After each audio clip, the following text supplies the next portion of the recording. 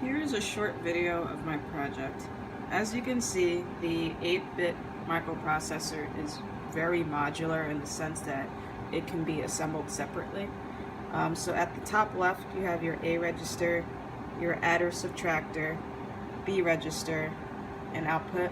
And starting from the left side, it'll be your program counter, memory access register, random access memory, and instruction register. In order for everyone to get a better understanding of the control unit, I decided to be able to control these outputs manually. That way we can walk along with the program. Down here is your output, so that will be displaying the result from the output register to here in binary. And in order for us to get a better idea of the instruction set that was created, at the very bottom I have the decoded logic to take the most significant bits from the instruction register and output them onto these LEDs to display which instruction is being executed. Here's a short program for the microprocessor. I made sure to include one of the newer instructions that I added, which would be the jump instruction. So the way this works is each address will, using the memory access register, each address will store the set of 8 bits. The first 4 bits indicate the instruction to be executed. So if you remember the instruction set, 0000 is LDA, 0001 is add, and so on. The last 4 bits represent the address in memory in which this data is located. So once it goes through the memory access register once everything is loaded in the instruction register, these last 4 bits will go back into the memory access register to access these contents. To show that the jump instruction works, I just placed the last 2 instructions further down the program.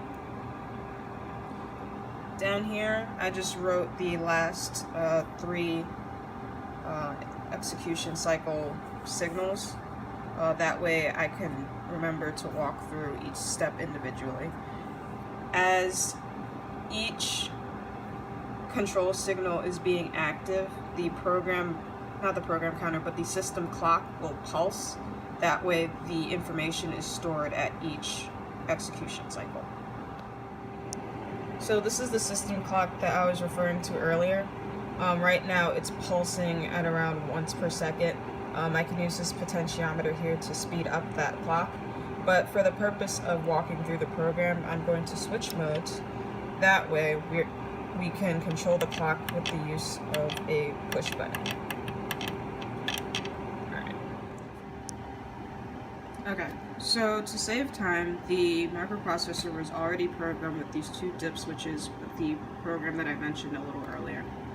So we're going to first go through the fetch cycle, which the first state is the address state. So I'm going to bring out the program counter onto the bus. Since the program counter is already 0, it's going to display that. Then we're going to activate the memory input for the memory access register, the address input rather, and that'll be loaded onto the memory access register. And then, as you can see, it's 0, so currently the data is pointing to location 9, and we're gonna pulse that. Then we're gonna bring these signals low, and for the second stage in the fetch cycle, we are going to put the data from RAM into the instruction register. So starting off, we're going to bring the output of the register to high to display the information on the data bus. Then we're going to activate the input to the instruction register, and on the next clock pulse, that information is going to be loaded into the instruction register. Now that we went through our program counter, we will go through the execution cycle, 1 cycle at a time. So since the first instruction is LDA, since they're all zeros, you can see down here, after the contents of the instruction register are outputted to this decoder determines which instruction is going to be executed. So right now, the LED indicating LDA is lit up. So now, we're going to send this address back to memory. So we're going to make the output high for the instruction register. It's hard to see with the wiring. So that outputs the data from the instruction register back to the data bus, and then we're going to use this as an input for the memory access register. And then on the clock pulse, it'll be loaded, and it loads the data that is located at that specific memory location. Okay, so we're going to be loading this data onto the A register right here. So first, we're going to make all these signals low. Then we're going to jump to the next step in the execution cycle, which is to input the data from RAM, send the data from RAM to the A register. So we're going to make R0 high to transmit that data. Then we're going to allow for input into the A register. And then on the next clock pulse, the information is sent from the data bus into the A register. So pretty much, you're just going to go through each instruction and follow the program in order to get your correct output.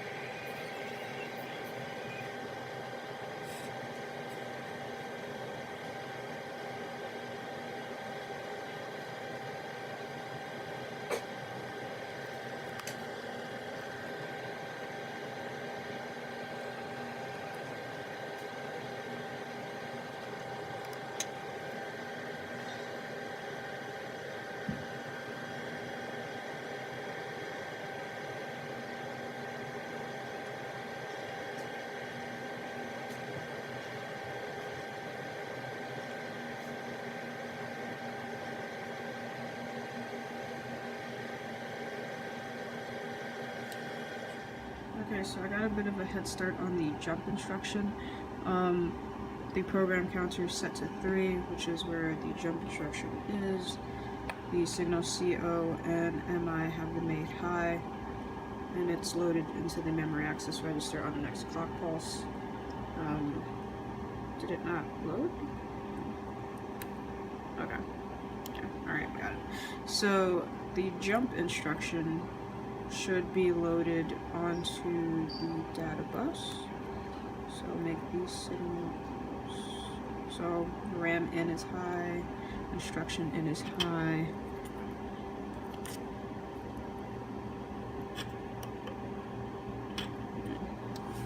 The data bus is extremely buggy. There. So now we should be getting our jump LED. There we go. So that's the jump LED. So now we want to go to address 6.